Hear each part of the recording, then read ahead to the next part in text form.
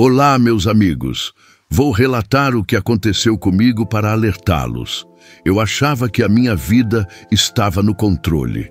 Tinha planos, rotinas e uma confiança cega de que nada de ruim me aconteceria. Mas bastou um pequeno deslize, uma escolha mal pensada para tudo desmoronar. O que eu vivi pode parecer distante da sua realidade. Até acontecer com você também. Eu era só mais um. Eu nunca imaginei que minha vida daria uma reviravolta tão grande. Sempre fui um cara comum, desses que acorda cedo, enfrenta o transporte lotado, trabalha duro e volta para casa achando que está fazendo o suficiente. Minha rotina era simples, quase mecânica, mas eu gostava da ideia de estabilidade. Pagava minhas contas em dia, ajudava minha mãe e acreditava que, no fundo, tudo estava caminhando como deveria. Nunca me envolvi em confusão, não bebia, não usava nada, não era de farra. E talvez exatamente por isso eu tenha achado que nada de ruim poderia me acontecer. Eu confiava demais nas pessoas e achava que, sendo bom com os outros, o mundo seria bom comigo também. Eu era só mais um entre tantos outros, brasileiros tentando sobreviver. Até o dia em que recebi uma mensagem que mudou o curso de tudo. Uma mensagem simples, de alguém do passado. E foi aí que minha vida começou a escorregar sem que eu percebesse. O erro que eu não vi chegando era uma terça-feira comum. Eu estava voltando do trabalho, cansado como sempre, quando recebi a mensagem de um antigo amigo da escola.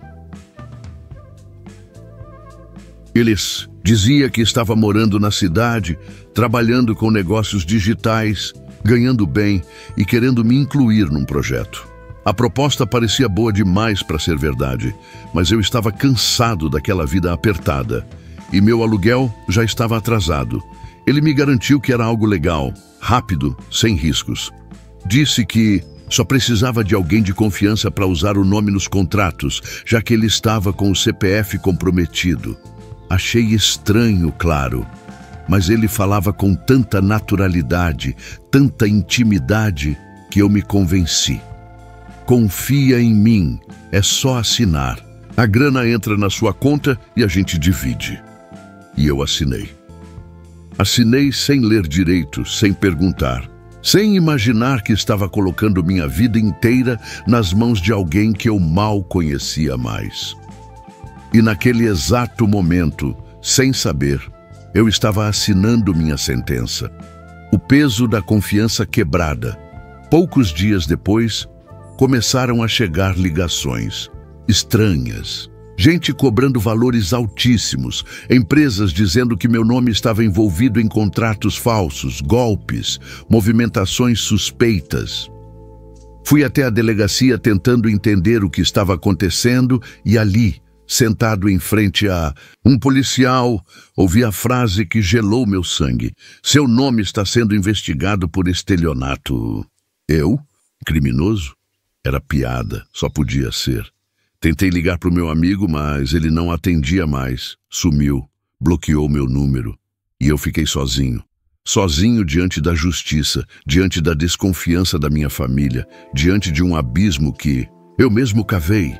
A pior parte não era só o medo de ser preso, era a vergonha, a culpa. Eu me sentia burro, traído, humilhado, e cada vez que eu tentava explicar, parecia que afundava ainda mais.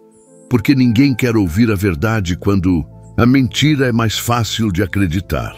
O fundo do poço tem porão perdi o emprego. Quando souberam da investigação, me mandaram embora sem nem conversar. Disseram que era por contenção de custos, mas eu sabia. Os vizinhos pararam de me cumprimentar. Meus amigos, aqueles que riam comigo no bar, sumiram como fumaça. Até dentro de casa o clima ficou pesado. Minha mãe começou a evitar o olhar e meu pai, que já era distante, me chamava de decepção. Eu pensei em sumir. Pensei até em coisas piores. Eu queria dormir e não acordar mais. Porque a dor da vergonha era maior que qualquer outra. Eu não conseguia me olhar no espelho sem sentir nojo de mim mesmo. Me sentia sujo, inútil. E o pior é que ninguém acreditava em mim. Porque no fundo, quando o mundo te vira as costas, até você começa a duvidar da sua própria inocência. Eu me perguntava, será que eu mereço isso? Será que a culpa é mesmo minha? Era como se a vida tivesse me virado de cabeça para baixo e chutado enquanto eu estava no chão. Uma mão estendida no escuro, mas foi nesse momento, quando eu já não esperava mais nada, que algo inesperado aconteceu. Uma mulher que eu conhecia de vista, que morava na rua de cima, apareceu na porta da minha casa com uma sacola de alimentos. Ela disse que soube da minha situação e que, mesmo não acreditando em tudo que diziam, resolveu me ajudar. Eu quase recusei. O orgulho ainda falava alto, mas ela insistiu. E naquele gesto simples, encontrei o primeiro sinal de que talvez eu não estivesse completamente perdido. Conversamos por horas. Ela ouviu minha versão da história sem julgar, sem interromper. E foi ali que eu percebi. Eu não precisava convencer o mundo todo. Eu só precisava encontrar um recomeço, uma chance.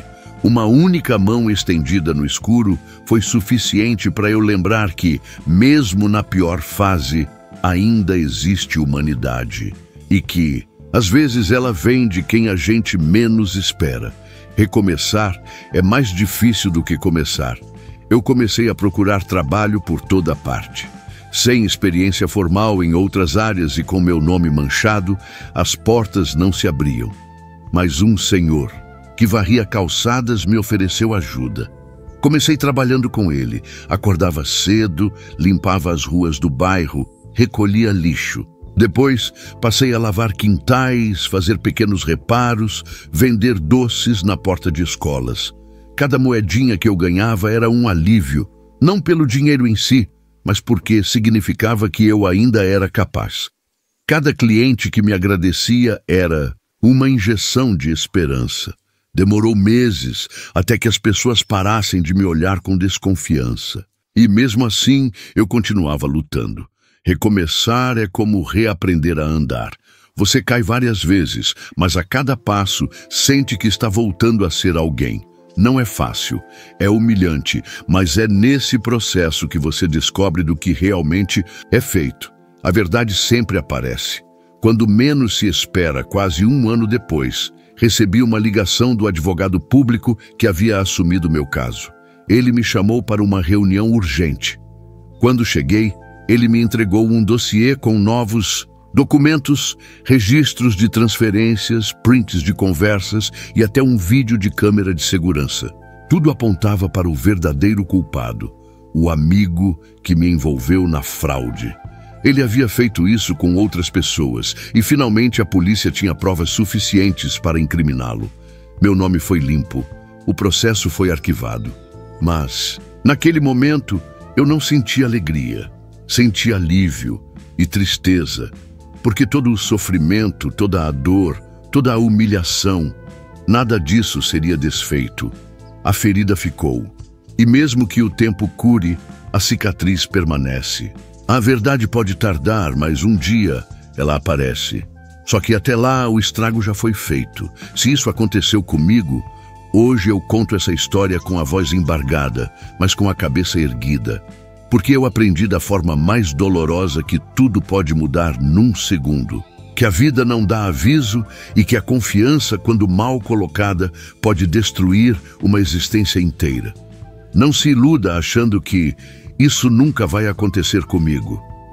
Eu também pensava assim, e por pouco quase não saí do buraco.